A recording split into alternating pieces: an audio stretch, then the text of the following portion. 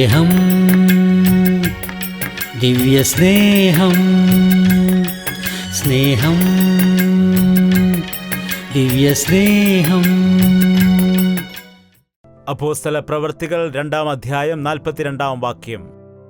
അവർ അപ്പോസ്തലന്മാരുടെ ഉപദേശം കേട്ടും കൂട്ടായ്മ ആചരിച്ചും അപ്പം നുറുക്കിയും പ്രാർത്ഥന കഴിച്ചും പോന്നു.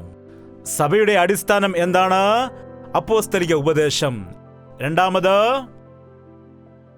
അതുപോലെ കൂട്ടായ്മ വളരെ പ്രധാനമാണ്. സഭയായി ദൈവം എന്തുകൊണ്ടാണ് സ്ഥാപിച്ചത്? കൂട്ടായ്മ ആചരിക്കുന്നതിനായി. ആ ദിനം സമീപിച്ചിരിക്കുക, നിങ്ങൾ കൂടുതൽ കൂട്ടായ്മ ആചരിക്കുക. ഈ കാലത്ത് ലൈവ് പ്രോഗ്രാംസ് ഒക്കെ ചെയ്യുമ്പോൾ ഇത്രയും സമയം എന്തിനാണ് അങ്ങനെ ഇരിക്കുന്നത്? അതിനേക്കാൾ നല്ലത് നമ്മുടെ ഭവനങ്ങളിൽ ഇരുന്ന് തന്നെ ലൈവിൽ വചനം കേട്ടാൽ ശരിയാകുമല്ലോ. വചനം കേൾക്കുന്നത് നല്ലതാണ്, എന്നാൽ കൂട്ടായ്മ എവിടെയാണ് കിട്ടുന്നത്? കൂട്ടായ്മ എന്ന് പറഞ്ഞാൽ നാം ഇങ്ങനെ ഇരിക്കുന്ന സമയം ഇവിടെയുള്ള ആ ദൈവത്തിൻ്റെ സന്നിധി, ആ പരിശുദ്ധാത്മാവിൻ്റെ സാന്നിധ്യം, ഇവിടെയുള്ളതായ പ്രസന്നത, അവന്റെ നാമത്തിൽ നാം കൂടി വരുമ്പോൾ നമ്മുടെ മധ്യത്തിൽ അവൻ സഞ്ചരിക്കുന്നു. അവന്റെ സന്നിധിയിൽ വന്ന് നാം ഏകമനസ്സോടുകൂടി പ്രാർത്ഥിക്കുമ്പോൾ സ്വർഗത്തിന്റെ വാതിലുകൾ തുറക്കുന്നു. കൂട്ടായ്മ വളരെ അത്യാവശ്യമായിരിക്കുന്നു. ഈ കാലത്ത് മനുഷ്യനോട് സംസാരിക്കുവാൻ പോലും സമയം ലഭിക്കുന്നില്ല. ഭാര്യയ്ക്ക് ഭർത്താവിനോട് സംസാരിക്കുവാൻ സമയം ലഭിക്കുന്നില്ല. കഴിഞ്ഞ ദിവസം ആരോ കുറെ പടങ്ങൾ എനിക്ക് അയച്ചു തരാനിടയായി. പഴയ കാലത്ത് അപ്പനും മക്കളും അവരുടെ മാതാപിതാക്കളും എല്ലാം ചേർന്ന് 3 തലമുറയുടെ ഫോട്ടോ എനിക്ക് അയച്ചു തരുവാൻ ഇടയായി. അതായത് വല്യപ്പനും വല്യമ്മയും അവരുടെ മക്കൾ അങ്ങനെ എല്ലാവരും ചേർന്നുള്ള ഒരു ഫോട്ടോ ആണെന്ന്. അത് കഴിഞ്ഞുള്ള ജനറേഷൻ വന്നപ്പോഴേക്കും അമ്മയും അപ്പനും നീയും നിന്റെ മക്കളും, അങ്ങനെ 3 ബാച്ചുകളായിട്ട് വരും. അത് കഴിഞ്ഞുള്ളതായ തലമുറ വരുമ്പോൾ അമ്മയും അപ്പനും കാണുകയില്ല, നിങ്ങളും നിങ്ങളുടെ മക്കളും. അതിനുശേഷമുള്ള ഫോട്ടോ വരുമ്പോൾ മക്കളുമില്ല, അമ്മയും അപ്പനുമില്ല, ഭാര്യയും ഭർത്താവും മാത്രമാണുള്ളത്. അതിനുശേഷമുള്ള തലമുറയുടെ ഫോട്ടോ വന്നപ്പോഴേക്കും ഭാര്യയും ഭർത്താവും രണ്ടുപേരും ആലിംഗനം ചെയ്യുമ്പോൾ രണ്ടുപേരുടെയും തലകൾ അങ്ങോട്ടും ഇങ്ങോട്ടുമായിരിക്കുമല്ലോ. ഇങ്ങോട്ട് തിരിഞ്ഞു നിന്ന് ഇവൾ സെൽഫോൺ നോക്കുന്നു, അവൻ അങ്ങോട്ട് തിരിഞ്ഞ് അവന്റെ സെൽഫോണും നോക്കുന്നു. ഏറ്റവും കുറഞ്ഞത് ഭാര്യയും ഭർത്താവും പോലും സംസാരിക്കാതെ അവർ ഒരുമിച്ചിരിക്കുമ്പോഴും നോക്കുന്നത് എന്താണ്? സെൽഫോണിലൂടെ നോക്കിക്കൊണ്ടേയിരിക്കുന്നു. നാം ജാഗ്രതരായിരിക്കുക. ദൈവം പരസ്പരം സഹായികളായിട്ടാണ് ജനിപ്പിച്ചത്. മനുഷ്യൻ ഏകനായിരിക്കുന്നത് നല്ലതല്ല. നാം കുടുംബമായിരിക്കുവാനാണ് ദൈവം നമ്മെക്കുറിച്ച് ആഗ്രഹിച്ചത്. നിന്റെ കുടുംബത്തെ അനുഗ്രഹിച്ചു. അന്ന് യോശുവ ഇപ്രകാരം പറയുവാനിടയായി, ഞാനും എൻ്റെ കുടുംബവുമോ ഞങ്ങൾ യഹോവയെ സേവിക്കും. നിങ്ങളുടെ മക്കൾ എവിടെ അറിയില്ല, നിങ്ങളുടെ അപ്പനെവിടെ അറിയില്ല, അമ്മയെവിടെ അറിയില്ല. എന്താണ് ഈ കാലത്ത് ആർക്കും പരസ്പരം മനസ്സിലാകുന്നില്ല. നിങ്ങളുടെ വീടുകളിൽ വെളിയിൽ പോകുന്ന സമയത്ത് മറ്റുള്ളവരോട് പറഞ്ഞിട്ടാണോ പോകുന്നത്? അതോ പോയി കഴിഞ്ഞിട്ട് SMS അയക്കുകയാണോ ചെയ്യുന്നത്? ഞാൻ ഇന്ന സ്ഥലത്തേക്ക് പോയിരിക്കുന്നു, എന്നെ അന്വേഷിക്കണ്ട എന്ന്. മൂത്ത മകൻ എവിടേക്ക് പോയിരിക്കുന്നു? അറിയില്ല കേട്ടോ. ഇളയ മകൻ എപ്പോൾ വരും? അറിയില്ല കേട്ടോ എന്ന് പറയുന്ന എത്രയോ മാതാപിതാക്കളുണ്ട്. കുട്ടികൾ വെളിയിൽ പോയാൽ മാതാപിതാക്കളോട് പറഞ്ഞിട്ട് പോകണം. എൻ്റെ കുട്ടികളെ ചെറുപ്പം മുതലേ ഞാൻ പഠിപ്പിച്ചതാണ്. ഇപ്പോൾ അവർ വളർന്നുവെങ്കിലും വെളിയിൽ പോകുന്നതിന് മുൻപ് ഞാൻ അവർക്ക് വേണ്ടി പ്രാർത്ഥിക്കും, അവരെ ചുംബിക്കും, എങ്കിലേ പോവുകയുള്ളൂ. കല്യാണം കഴിഞ്ഞുവെങ്കിലും ഞാൻ അങ്ങനെ ചെയ്യുമായിരുന്നു. ഈയിടയ്ക്കാണ് അവർക്ക് കുഞ്ഞുങ്ങളുണ്ടായത്. ഇപ്പോൾ ഞാനത് ചെയ്യുവാൻ മറന്നുപോയിരിക്കുന്നു.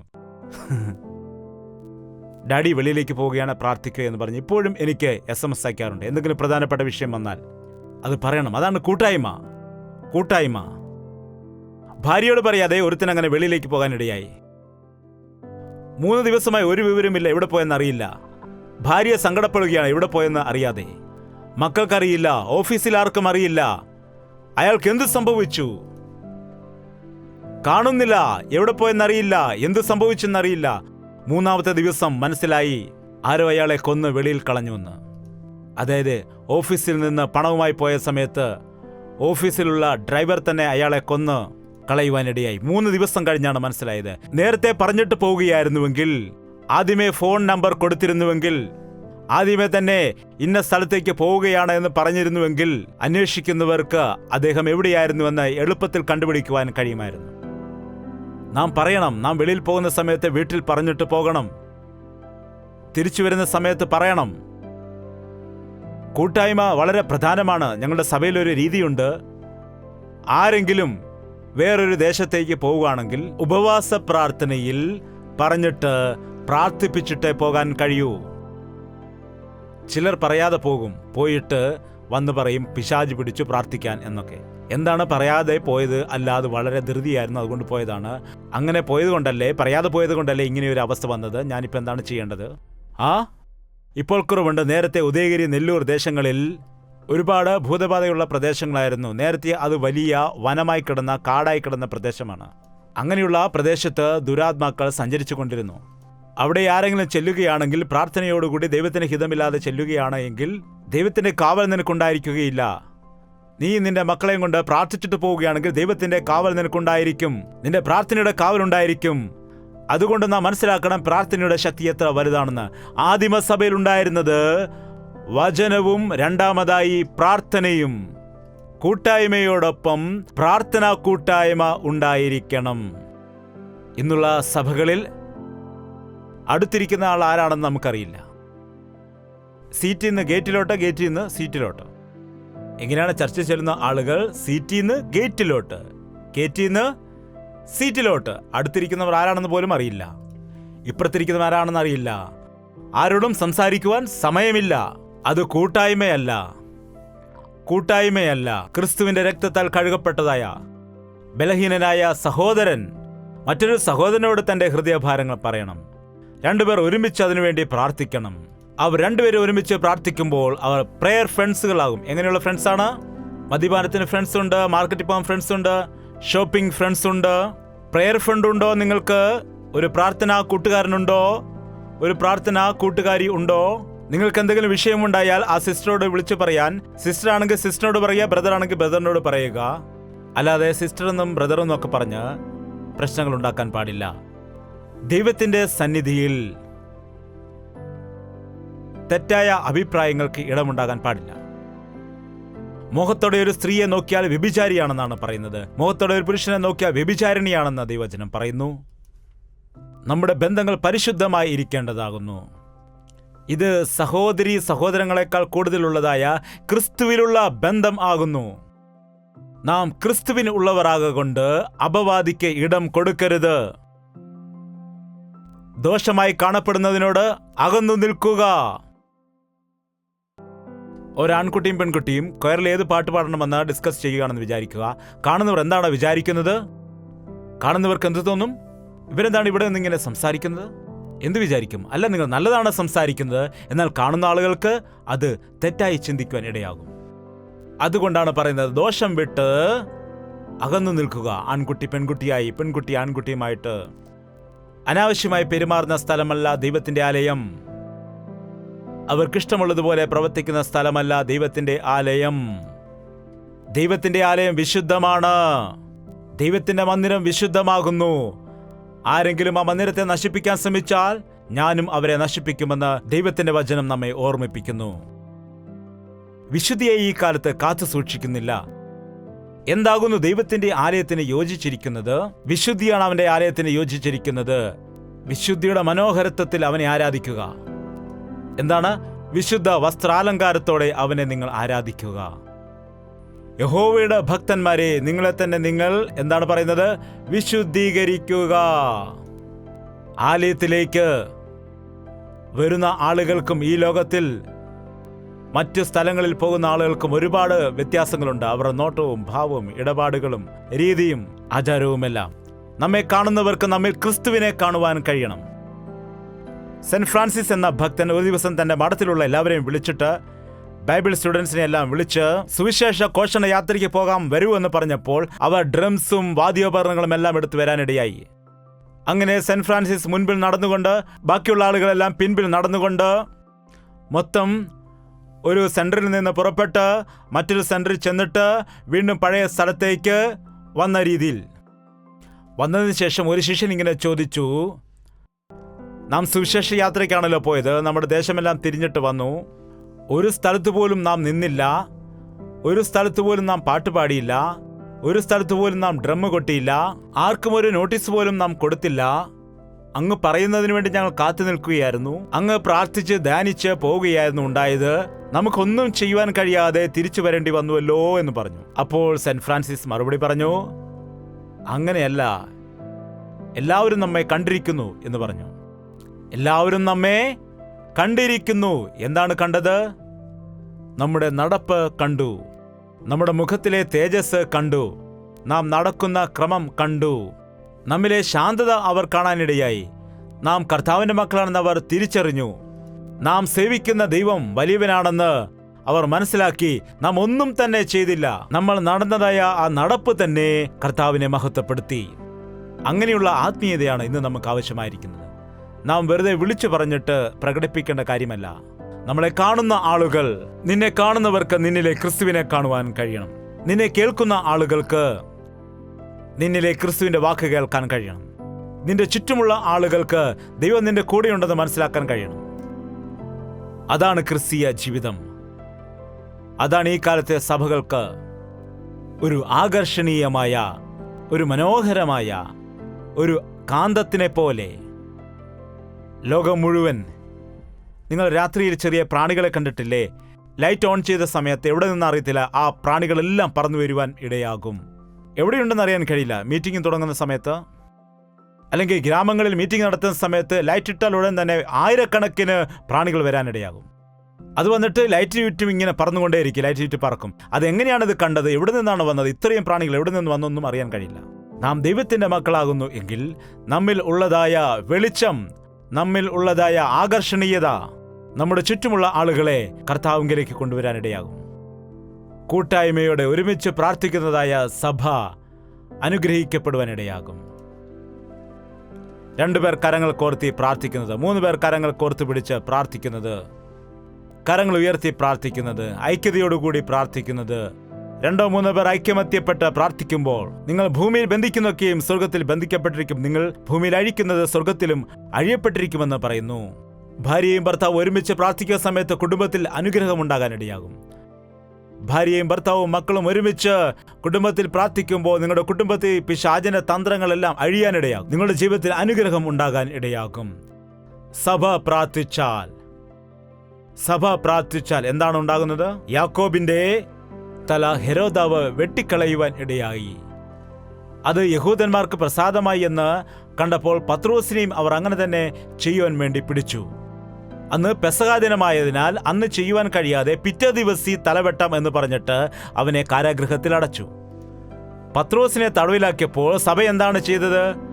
ഞങ്ങളുടെ ദൈവദാസനെ കാരാഗൃഹത്തിൽ അടച്ചു, ആര് രക്ഷിക്കും എന്ന് പറഞ്ഞ് കരഞ്ഞിരിക്കുകയായിരുന്നോ?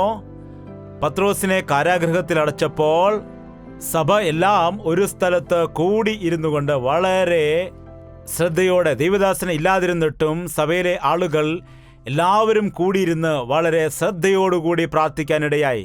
അപ്പോൾ സ്വർഗം ചലിക്കാനിടയായി. പത്രോസ് എവിടെയാണുള്ളത്? 3 കാവൽ അറകളുടെ അകത്താണുള്ളത്. മെയിൻ ഗേറ്റ്, തടവറയുടെ ഗേറ്റ്, അതിനുശേഷം അവൻ കിടക്കുന്ന മുറി. അതുകൂടാതെ ആ മുറിക്ക് ചുറ്റും 4 സൈനികരെ കാവൽ നിർത്തുവാനിടയായി. പത്രോസ് എഴുന്നേറ്റ് പോകാതിരിക്കുവാൻ 4 പേരെ അവന് ചുറ്റും കാവൽ നിർത്തി. കൈകാലുകൾ ചങ്ങല കൊണ്ട് ബന്ധിച്ചിട്ട് മുറിയിൽ കിടത്തി അവന് ചുറ്റും സൈനികരെ കാവൽ നിർത്തിയപ്പോൾ സഭ ഇവിടെ ശ്രദ്ധയോട് പ്രാർത്ഥിച്ചു കഴിഞ്ഞ് എന്താണ് സംഭവിച്ചത്? ദൈവത്തിന്റെ ദൂതൻ വരാനിടയായി. ചങ്ങലകൾ അഴിഞ്ഞു വീണു. 4 വാതിലും തുറന്നിട്ട് വെളിയിൽ അവനെ കൊണ്ട് നിർത്തുമ്പോൾ കാവൽക്കാർ അങ്ങനെ തന്നെ സ്റ്റഡിയായിട്ട് നിന്നു. അവനെ സല്യൂട്ട് അടിച്ചുമെന്നാണ് വിചാരിക്കുന്നത്. പ്രാർത്ഥനയിൽ എത്ര ശക്തി ഉണ്ടെന്ന് നാം മനസ്സിലാക്കുക. സഭയുടെ പ്രാർത്ഥനയുടെ കാര്യമാണ് നാം പറയുന്നത്. പാസ്റ്റർ തന്നെ ചെയ്യുന്ന പ്രാർത്ഥനയേക്കാൾ സഭ ഒരുമിച്ച് പ്രാർത്ഥിക്കുകയാണെങ്കിൽ വലിയ അത്ഭുതങ്ങൾ സംഭവിക്കുവാൻ ഇടയാകും. ഉണർവുണ്ടാകണം എന്നുണ്ടെങ്കിൽ സഭ മുഴങ്കാലിൽ നിൽക്കാനിടയാകണം. ഒരാളെ കൊണ്ട് ഇത് സാധിക്കില്ല. പഴയ നിയമത്തിൽ ദൈവം ഒരാളെയായിരുന്നു തിരഞ്ഞെടുത്തത്. ഒരു മോശയായിരുന്നു, ഒരു നേതാവിനെയായിരുന്നു തിരഞ്ഞെടുത്തത്. ഒരു യോശുവയെ തിരഞ്ഞെടുത്തു. ഓരോരുത്തരെ തിരഞ്ഞെടുത്ത് നടത്തുവാനിടയായി. എന്നാൽ പുതിയ നിയമത്തിലേക്ക് വന്നപ്പോൾ ഒരു വ്യക്തിയെ അല്ല ദൈവം ആഗ്രഹിക്കുന്നത്. എല്ലാ വ്യക്തികളും വേണം അവന്. എല്ലാവരെയും ആവശ്യമാണ്. എല്ലാവരെയും അവൻ അഭിഷേകം ചെയ്യും. എല്ലാവരെയും അവൻ ഉപയോഗിക്കാനിടയാകും. എല്ലാവരും ദൈവത്തിന്റെ കയ്യിൽ ഉപയോഗിക്കപ്പെടുവാനിടയാകും. എല്ലാവരുടെയും കരങ്ങളിൽ വചനമുണ്ട്. വചനമാകുന്ന സത്യം, വചനമാകുന്ന വാളുണ്ട്. അതുകൊണ്ട് പോകാൻ കഴിയും. നിനക്ക് വിശ്വാസമുണ്ടെങ്കിൽ നിന്റെ പ്രാർത്ഥന ദൈവദാസന്റെ പ്രാർത്ഥനയേക്കാൾ, അന്ന് പൗലോസ് സഭയോട് ഞങ്ങൾക്ക് വേണ്ടി പ്രാർത്ഥിക്കുവാൻ അപേക്ഷിച്ചു. ഞങ്ങൾക്ക് വേണ്ടി നിങ്ങൾ പ്രാർത്ഥിക്കൂ എന്ന് പറഞ്ഞു. ഈ കാലത്ത് ഞങ്ങൾക്ക് വേണ്ടി പ്രാർത്ഥിക്കുമെന്ന് സഭ ദൈവദാസന്മാരോട് ചോദിക്കുന്നു. എന്തുകൊണ്ടാണ് ദൈവദാസന്മാർ സഭയോട് പ്രാർത്ഥന ചോദിക്കാത്തത്? ഞങ്ങൾ ദൈവദൂതന്മാരൊന്നുമല്ലല്ലോ. ഏലിയാവ് പോലും നമ്മെപ്പോലെ ഒരു സാധാരണ നോക്ക്. ഏലിയാവ് മനുഷ്യനാണെങ്കിൽ ജയ്പോൾ പാസ്റ്റർ മനുഷ്യനല്ലേ? സാധാരണ ദൈവദാസൻ മനുഷ്യനല്ലേ? ശുശ്രൂഷയ്ക്ക് വേണ്ടി നിൽക്കുന്നത് കൊണ്ട്, പരിശുദ്ധാത്മാവിന്റെ അഭിഷേകം ഉള്ളതുകൊണ്ട്, ദൈവത്തിന്റെ വചനം ദൈവം തരുന്നതെല്ലാം പറയുന്നത് കൊണ്ട്, അവന്റെ കയ്യിൽ ഉപയോഗിക്കപ്പെടുന്നത് കൊണ്ടാണ്. എന്നാൽ ഞങ്ങളും നിങ്ങളെപ്പോലെ മനുഷ്യർ തന്നെയാണ്. ഞങ്ങളും അശ്രദ്ധയോടെ ജീവിക്കുകയാണെങ്കിൽ, ഞങ്ങളും പ്രാർത്ഥന ചെയ്യാതിരുന്നാൽ, ഞങ്ങളും അലക്ഷ്യമായി ജീവിക്കുകയാണെങ്കിൽ ദൈവം തള്ളിക്കളയുവാനിടയാകും. ഒന്നിനും കൊള്ളത്തില്ല. ജാഗ്രത. സഭ കൂട്ടായ്മ ആചരിക്കേണ്ടതിനും പ്രാർത്ഥന ചെയ്യേണ്ടതിനും ഏക മനസ്സോടെ ആയിരിക്കുന്നതും ഏറ്റവും അത്യാവശ്യമാണ്. സഭയിൽ പാർട്ടികൾ ഉണ്ടായിരിക്കാൻ പാടില്ല. സഭയിൽ എന്തിനാണ് പാർട്ടികൾ? സഭയിൽ എന്തിനു വേണ്ടിയാണ് ഇലക്ഷൻസ്? സഭയിൽ എന്തിനാണ് ട്രഷററും മറ്റും പ്രസിഡന്റ്? എന്തിനാണ്? ദൈവം സഭയെ ലോകത്തിൽ നിന്ന് വെളിയിലേക്ക് കൊണ്ടുവന്നപ്പോൾ പിശാച് എന്താണ് ചെയ്തത്? ലോകത്തെ സഭയിലേക്ക് വെച്ചു. ലോകത്തിന്റെ പദ്ധതികൾ ആചരിക്കാൻ പാടില്ല. ലോകപ്രകാരം ജീവിക്കാൻ പാടില്ല. സഭയിൽ വേർതിരിവുണ്ടാകാൻ പാടില്ല. വിദ്യാഭ്യാസമുള്ളവരാകട്ടെ ഇല്ലാത്തവരാകട്ടെ, പണക്കാരനാകട്ടെ പണമില്ലാത്തവരാകട്ടെ, അടുത്തടുത്ത് തന്നെ ഇരിക്കണം. ഞാൻ ഒരു സഭയിൽ പോകുമായിരുന്നു. ആ സഭയിൽ ഒരു വ്യക്തിയുണ്ട്. മദ്രാസിലെ ചീഫ് സർജനാണ് അദ്ദേഹം. ഗവൺമെന്റ് സ്റ്റാഫിൽ എല്ലാ സ്റ്റാഫുകളും അദ്ദേഹത്തെ കാണുന്ന സമയത്ത് അവിടുന്ന് മാറിപ്പോകാനിടയും. അത്ര വലിയ സീനിയർ അവിടുത്തെ ചീഫ് സർജനായിരുന്നു അദ്ദേഹം. എന്നാൽ സഭയിലേക്ക് വന്നു കഴിഞ്ഞാൽ അദ്ദേഹത്തിന്റെ ഹോസ്പിറ്റലിൽ വാർഡ് ബോയ് ആയി ചെയ്യുന്ന, ആ സാധാരണ ജോലി ചെയ്യുന്നതായ ആ വ്യക്തി പോലും ഇദ്ദേഹത്തിന്റെ സീറ്റിനരികിൽ തന്നെ വന്ന് ഒരുമിച്ച് ഇരിക്കുവാൻ ഇടയാകും. എന്താണ്? നാം എത്ര വലിയ ഉന്നത ജോലി ചെയ്യുന്ന വ്യക്തിയാണെങ്കിലും എത്ര വലിയ ആളാണെങ്കിലും ദൈവസന്നിധിയിൽ വരുമ്പോൾ നാം ദൈവത്തിന്റെ മക്കളാണ്. എന്താണ്? ഒരാൾ മോതിരമിട്ടുകൊണ്ട് വരികയാണെങ്കിൽ, ഒരാൾ വിശേഷമായ വസ്ത്രം ധരിച്ചുകൊണ്ട് വന്നാൽ ഇതാ മുൻപിൽ വന്ന് ഇരിക്കുക. ഒരു ഭിക്ഷക്കാരൻ വരികയാണെങ്കിൽ നീ മൂലയ്ക്ക് പോയിരിക്കുക എന്ന് പറയാൻ പാടില്ല എന്ന് അപ്പോസ്തല സമയത്ത് പറഞ്ഞിരുന്നു.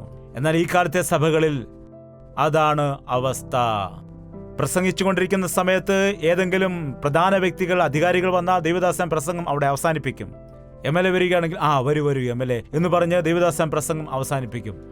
അദ്ദേഹം പിന്നെ എഴുന്നേറ്റ് കുറെ വാക്കുകൾ പറയാനിട. എല്ലാവരും നല്ലതായിരിക്കുക, എല്ലാവരും സുഖമായിരിക്കുക, നമുക്ക് നല്ലതായിരിക്കാം, ഞാൻ ഇനിയും വരാം, ഇപ്പോൾ സമയമായിരിക്കും, എനിക്ക് പോയിട്ട് കുറെ അർജന്റ് പണിയുണ്ട് എന്ന് പറഞ്ഞിട്ട് പോയി. എന്താണ്? അദ്ദേഹത്തിന് വേണ്ടി വചനപ്രസംഗം നിർത്തി. എന്താണ്? ഞാൻ ഉൾനാടുകളിൽ ഗ്രാമപ്രദേശങ്ങളിൽ പ്രസംഗിച്ച സമയത്ത് അവിടെ വേല ചെയ്തപ്പോൾ ഒരു സഭ പണിയുവാനിടയായി. ഇപ്പോഴും ആ സഭയുണ്ട്. മറ്റൊരു ദൈവദാസന് ഞാനത് ഏൽപ്പിച്ചു കൊടുക്കാനിടയായി. ഞാൻ എവിടെയെങ്കിലും സഭ സ്ഥാപിക്കുകയാണെങ്കിൽ പുതിയ ദൈവദാസന്മാർക്ക് അത് ഏൽപ്പിച്ചു കൊടുക്കാറുണ്ട്. അല്ലെങ്കിൽ പഠിച്ചു കഴിഞ്ഞാൽ ദൈവദാസന്മാർക്ക് അത് ഏൽപ്പിച്ചു കൊടുക്കാറുണ്ട്. അവരുടെ ഇഷ്ടമനുസരിച്ച്, ദൈവത്തിൻ്റെ ഹിതമനുസരിച്ച് അവർ അത് നടത്തുകയാണ് സാധാരണ ചെയ്യുന്നത്. ഞാൻ അതിൽ അധികാരം പറയാറില്ല. അതിൻ്റെ പ്രവർത്തനങ്ങളെല്ലാം അവർ തന്നെ നോക്കിക്കൊള്ളും. എനിക്കിപ്പോൾ അത് ശ്രദ്ധിക്കാനുള്ള സമയമില്ല.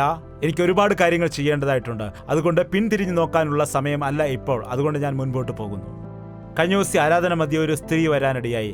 നേരെ ഇങ്ങോട്ട് വന്നിട്ട് സ്തോത്ര കാഴ്ചപ്പെട്ടിയിൽ സ്തോത്ര കാഴ്ചയിട്ടിട്ട് കൈകൂപ്പിയിട്ട് നേരെ തിരിച്ചു പോകാനിടയായി. ശരി, അവർക്കറിയില്ലായിരിക്കും, പോട്ടെ എന്ന് വിചാരിച്ചു. രണ്ടാമത്തെ ദിവസവും അങ്ങനെ തന്നെ വന്നു. ഞാൻ പറഞ്ഞു, അവിടെ നിൽക്കുക, നിങ്ങളുടെ സ്തോത്ര കാഴ്ച വേണ്ട, നിങ്ങൾ അവിടെ ഇരുന്ന് വചനം കേൾക്കുക, മീറ്റിംഗ് കഴിഞ്ഞിട്ട് നിങ്ങൾക്ക് സ്തോത്ര കാഴ്ച ഇടാം എന്ന് പറഞ്ഞപ്പോൾ പിന്നെ വന്നിട്ടില്ല. ആവശ്യമില്ലാതെ ആ സ്തോത്ര കാഴ്ച കളഞ്ഞല്ലോ. അയ്യോ. സ്തോത്ര കാഴ്ചയ്ക്ക് വേണ്ടിയല്ല സഭയിൽ നാം വരുന്നത്. സ്തോത്ര കാഴ്ച ഇടുവാൻ വേണ്ടിയല്ല, വചനം കേൾക്കാനാണ് വരുന്നത്. സ്തോത്രാഴ്ച വാങ്ങാനല്ല ദൈവദാസൻ വരുന്നത്, വചനത്തെ പ്രസംഗിക്കുവാൻ വേണ്ടിയാണ്. നീ എത്ര വലിയ വ്യക്തിയാണ് എങ്കിലും കൂട്ടായ്മ ഉണ്ടായിരിക്കണം. ദൈവമക്കളുമായി കൂട്ടായ്മ ഉണ്ടായിരിക്കണം. ഞങ്ങളുടെ ചെന്നൈയിലുള്ള സഭയിൽ മീറ്റിംഗ് കഴിഞ്ഞാലും ആളുകൾ തിരിച്ചു പോവുകയില്ല. അതിപ്പം വലിയൊരു പ്രശ്നമായിരിക്കുകയാണ്. പോകാൻ പറഞ്ഞാലും പോകില്ല. മീറ്റിംഗ് കഴിഞ്ഞാലും അവർ സംസാരിച്ചു കൊണ്ടിരിക്കും. ഒരുപാട് കാര്യങ്ങൾ അങ്ങോട്ടും ഇങ്ങോട്ടും പറയും. ദൈവദാസന്മാർ പ്രാർത്ഥിക്കും, പാട്ടുകൾ പാടാനിടയാകും, സ്ത്രീകൾ ഒരുമിച്ച് പ്രാർത്ഥിക്കാനിടയാകും. പിന്നെ എൻ്റെ അടുക്കൽ വന്നിട്ട് മറ്റുള്ളവർ പ്രാർത്ഥിക്കും. അങ്ങനെ 2 മണിയായാലും 3 മണിയായാലും ആരും തിരിച്ചു പോകില്ല. എല്ലാവരും സംസാരിച്ച് ഭയങ്കര ബഹളമായിരിക്കും. എന്തുകൊണ്ടാണ് ഇവർ മടങ്ങിപ്പോകാത്തത്? അതുപോലെ ഉപവാസ പ്രാർത്ഥന കഴിഞ്ഞാൽ രാത്രി 1 മണിയായാലും 2 മണിയായാലും തിരിച്ചു പോവുകയില്ല. പോകാൻ മനസ്സില്ല. വീട്ടിലെന്താണുള്ളത്? ആ പഴയ കട്ടിലും ആ പഴയ ഫാനുമൊക്കെ, പഴയ മേശ, പഴയ പാത്രങ്ങൾ, ആ പഴയ ബക്കറ്റ്, പിന്നെ വീട്ടിൽ പഴയ പോലെ നടക്കുന്ന കോലാഹലങ്ങൾ. ദൈവസന്നിധിയിലാണ് സമാധാനവും ദൈവസന്നിധിയിലാണ് സന്തോഷവും ഉള്ളത്. ദൈവമക്കൾക്ക് നമുക്ക് എഴുന്നേറ്റ് നിൽക്കാം, പ്രാർത്ഥിക്കാം. കർത്താവേ, ഇന്ന് നീ ഞങ്ങളോട് സംസാരിച്ചു. ഞങ്ങൾക്ക് സത്യമായ ക്രിസ്തീയ ജീവിതം നൽകണമേ, ഞങ്ങൾക്ക് ഉണർവ് നൽകണമേ. നാമമാത്രമായ ക്രിസ്തീയ ജീവിതത്തിലേക്ക് ഞങ്ങൾ കടന്നു പോകുന്നു. പുറമെ ഭക്തരെന്ന് നടിക്കുമെങ്കിലും അതിൻ്റെ ശക്തി അനുഭവിക്കുവാൻ ഞങ്ങൾക്ക് കഴിയാതെ പോകുന്നു. ഞങ്ങളെ സഹായിക്കണമേ എന്ന് നമുക്ക് കർത്താവിൻ്റെ സന്നിധിയിൽ പ്രാർത്ഥിക്കാം. ദൈവമക്കളുമായി കൂട്ടായ്മയോടെ ആയിരിക്കാം. അവിശ്വാസികളുമായി ഇണയിലപ്പിണ കൂടരുത്. ദുഷ്ടനുമായി കൂട്ടുകൂടാൻ ഇടയാകരുത്. ദൈവമക്കളുമായി കൂട്ടായ്മ ആചരിക്കാം. വായ് തുറന്ന് നമുക്ക് പ്രാർത്ഥിക്കാം. നിങ്ങളുടെ സങ്കടങ്ങൾ കർത്താവിനോട് പറയുക. നിങ്ങൾ ദൈവത്തോട് നിലവിളിക്കുക. നിങ്ങളുടെ കുറവുകൾ അവനോട് ബോധിപ്പിക്കുക. നിങ്ങൾ എന്നോട് ചോദിക്കുക, എനിക്ക് അസാധ്യമായതൊന്നുമില്ലെന്ന് നമ്മളോട് പറഞ്ഞതായ കർത്താവ്. എന്നെ വിളിച്ചപേക്ഷിക്കൂ, ഞാൻ നിനക്ക് ഉത്തരമരളാമെന്ന് പറഞ്ഞവൻ. നിങ്ങൾ മനുഷ്യരോട് ചോദിക്കൂ, എന്നാൽ എന്നോട് ചോദിക്കുന്നില്ല. എനിക്കൊരു കുഞ്ഞിനെ വേണം കർത്താവേ. എൻ്റെ മക്കളുടെ വിവാഹം നടക്കണം. എനിക്ക് സമാധാനം വേണം. എൻ്റെ കുടുംബത്തിലെ സാമ്പത്തിക പ്രശ്നങ്ങളെല്ലാം മാറിപ്പോകണം. എനിക്കൊരു ഭവനം ആവശ്യമാണ്. എൻ്റെ പ്രശ്നങ്ങളെല്ലാം മാറിപ്പോകണം. എൻ്റെ ബുദ്ധിമുട്ടിൽ നിന്ന് എന്നെ വെളിയിൽ കൊണ്ടുവരണമേ. എന്നെ ചിലർ വഞ്ചിക്കുവാനിടയായി, എന്നെ കബളിപ്പിക്കുവാനിടയായി. ഞാൻ ഒരുപാട് വിശ്വസിച്ച ആളുകൾ എന്നെ കബളിപ്പിച്ച് എന്നെ ഒറ്റപ്പെടുത്തിയിരിക്കുന്നു. എന്നെ കരുതുന്ന കർത്താവേ, എന്നെ സഹായിക്കണമേ. നിന്റെ ആശ്വാസത്തിന്റെ കരം നീട്ടി എന്നെ നീ ബലപ്പെടുത്തണമേ എന്ന് നീ ചോദിച്ചാൽ മതി. അവൻ നിന്നെ സഹായിക്കും. ഇപ്പോൾ തന്നെ, ഇവിടെ വെച്ച് തന്നെ അവൻ കൈ നീട്ടുകയാണ്. നിന്നെ തൊടുന്നതിന് വേണ്ടി, നിന്നെ സൗഖ്യമാക്കുന്നതിനായി. ഏത് കഷ്ടതയോടെയാണ്, എന്ത് ദുഃഖത്തോടെയാണ്, ഏത് ബുദ്ധിമുട്ടുമായിട്ടാണ് അവന്റെ സന്നിധിയിൽ നീ വന്നത്, അത് മാറിപ്പോകുന്നതിനായിട്ട്, നിന്റെ പ്രശ്നത്തിന് പരിഹാരം ഉണ്ടാകുന്നതിന് വേണ്ടി. പത്രോസ് കാരാഗൃഹത്തിലായിരുന്നപ്പോൾ സഭ ഒരുമിച്ച് പ്രാർത്ഥിച്ചപ്പോൾ ചങ്ങലകൾ അഴിഞ്ഞു വീണു. ഈ സമയത്ത് നിന്നെ ദണ്ഡിപ്പിക്കുന്നതായ പിശാചിന്റെ ബന്ധനങ്ങൾ നസറേയനായ യേശുക്രിസ്തുവിന്റെ നാമത്തിൽ അഴിഞ്ഞു പോകട്ടെ. നീ ബന്ധിക്കപ്പെട്ടതായ തടവറയുടെ വാതിലുകൾ ഈ സമയത്ത് നസറേയനായ യേശുക്രിസ്തുവിന്റെ അധികാരമുള്ള നാമത്തിൽ തുറക്കപ്പെടട്ടെ. അവന്റെ നാമത്തിൽ നാം കൂടി വരുമ്പോൾ നമ്മുടെ മധ്യ ദൈവം അത്ഭുത കാര്യങ്ങൾ ചെയ്യാനിടയാകും. നമ്മുടെ 2 കരങ്ങളും ഉയർത്തി നമുക്ക് കർത്താവിനോട് പ്രാർത്ഥിക്കാം. പരിശുദ്ധനായ സ്നേഹമുള്ള പിതാവേ, ഒരിക്കൽ കൂടി ഞങ്ങളെ ദർശിക്കണമേ. നിർജീവമായ ഒരു ഭക്തിയിലേക്ക് ഞങ്ങൾ വീണു പോകാതെ, നാമധേയ ഭക്തിയിലേക്ക് ഞങ്ങൾ വീണു പോകാതെ, കർത്താവേ, അടിസ്ഥാനങ്ങൾ തകർന്നു പോകാതെ, ഈ ദിവസങ്ങളിൽ സഭകളിൽ നിർജീവ അവസ്ഥയെ കാണുന്ന ഈ ദിവസങ്ങളിൽ ബാലിന്റെ ഉപദേശത്താൽ, ഇസബേലിന്റെ ഉപദേശത്താൽ നിറഞ്ഞുകൊണ്ടിരിക്കുന്നതായ ഈ സമയത്ത്, ആദ്യ സ്നേഹം നഷ്ടപ്പെട്ടു പോയതായ ഈ ദിനങ്ങളിൽ കർത്താവേ, ഞങ്ങൾ വിശ്വസ്തരായിരിക്കുവാൻ ഞങ്ങളെ സഹായിക്കണമേ. ഞങ്ങൾ കഷ്ടതയുടെ നടുവിലും നിലനിൽക്കുവാനുള്ള കൃപ ഞങ്ങൾക്കെല്ലാവർക്കും നൽകുമാറാകണമേ. കർത്താവേ, നിന്റെ സുവിശേഷം പ്രസംഗിക്കുവാൻ ഫിലദൽഫിയ സഭയെ പോലെ സുവിശേഷം പ്രസംഗിക്കുവാൻ ഞങ്ങളെ സഹായിക്കുമാറാകണമേ. ഞങ്ങളുടെ ആത്മീയതയെ കാത്തു സൂക്ഷിക്കുവാൻ ഞങ്ങളെ സഹായിക്കണമേ. നിന്റെ മക്കളെ നീ ദർശിക്കണമേ. ഈ വചനം കേട്ടുകൊണ്ടിരിക്കുന്നതായ എല്ലാവരുടെയും ഹൃദയത്തിന്റെ ആഗ്രഹങ്ങളെ നിറവേറ്റണമേ. ഇന്നു മുതൽ നിന്നോട് കണക്ട് ആവുന്നതിനായിട്ട്, നിന്നോട് കൂട്ടായ്മ ആചരിക്കുവാൻ, നിന്നോട് നേരെ സംസാരിക്കുന്നതിനായി യഥാർത്ഥ ഉപദേശകർ ആരാണ്, കള്ളപ്രവാചകർ ആരാണ്, യഥാർത്ഥമായി സത്യവചനം ഘോഷിക്കുന്ന സഭ ഏതാണ്, കൂട്ടായ്മ ഏതാണ് എന്ന് മനസ്സിലാക്കിക്കൊണ്ട് വഞ്ചിക്കപ്പെടാതെ, നഷ്ടപ്പെടാതെ നിന്റെ വരവിനു വേണ്ടി കാത്തിരിക്കുന്ന സഭയായി ഞങ്ങളെ ഒരുക്കണമേ കർത്താവേ. നിന്റെ നാമത്തിൽ വിശ്വസിച്ചുകൊണ്ട്, നിന്റെ ക്രൂശിലെ യാഗത്തെ അംഗീകരിച്ചുകൊണ്ട്, നിന്റെ സാക്ഷികളായി ഈ ലോകത്തിൽ ഞങ്ങൾക്ക് ജീവിക്കുവാൻ ഞങ്ങളെല്ലാവരെയും നീ സഹായിക്കുമാറാകണമെന്ന് യേശു ക്രിസ്തുവിന്റെ നാമത്തിൽ അപേക്ഷിക്കുന്നു പിതാവേ. നമ്മുടെ പിതാവായ ദൈവത്തിന്റെ സ്നേഹവും പുത്രനായ യേശു ക്രിസ്തുവിന്റെ കൃപയും ആശ്വസിപ്പിച്ച് വഴി നടത്തുന്ന പരിശുദ്ധാത്മാവിന്റെ കൂട്ടായ്മയും സഹവാസവും നാം എല്ലാവരോടും പ്രാർത്ഥിച്ച സകല വിഷയങ്ങളോടും ഇന്നു മുതൽ എന്നേക്കും ഉണ്ടായിരിക്കുമാറാകട്ടെ. ആമേൻ, ആമേൻ, ആമേൻ. യേശുവേ, യേശുവേ, യേശുവേ, യേശുവേ, യേശുവേ, യേശുവേ, യേശുവേ, യേശുവേ. നിന്നെ നിന്നെ എന്നും ഞാൻ ഞാൻ സേവിക്കും. നീ മാത്രം രാജാവെന്നും നിന്നെ എന്നും ഞാൻ സേവിക്കും. നീ മാത്രം രാജാവെന്നും യേശുവേ യേശുവേ യേശുവേ യേശുവേ യേശുവേ യേശുവേ യേശുവേ യേശുവേ യേശുവേ യേശുവേ